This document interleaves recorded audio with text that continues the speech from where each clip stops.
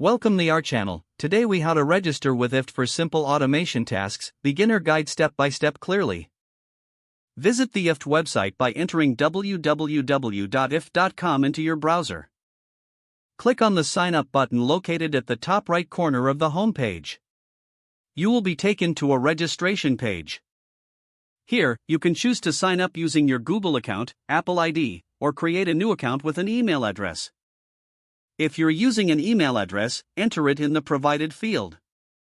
Then, create a password that meets the security requirements. Fill in your first and last name in the appropriate fields.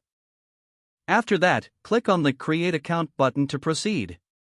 Check your email for a verification message from IFTTT.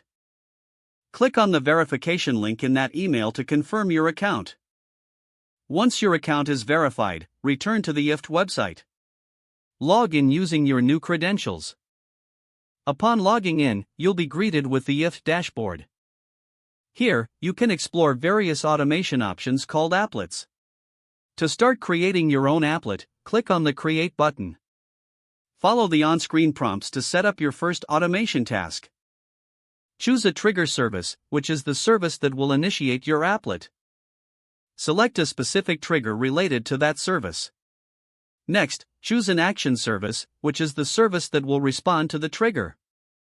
Select the action that you want to happen when the trigger occurs.